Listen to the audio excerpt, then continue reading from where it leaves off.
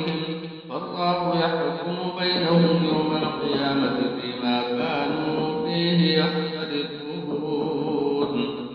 ومن أظلم ممن منع مساجد الله أن يذكر فيها اسمه وسعى في خرابها أولئك ما كان لهم أن يدخلوها إلا خائفين لهم في الدنيا خزي ولهم في الآخرة عذاب عظيم ولله المشرق والمغرب فأينما تولوا فثم وجه الله إن الله واسع عليم.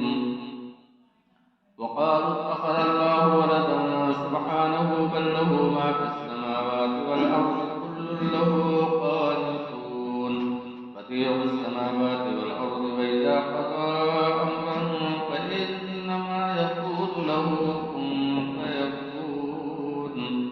وقال الذين لا يعلمون لولا يكلمنا الله أو تأتينا آية كذلك قال الذين من قبلهم مثل قولهم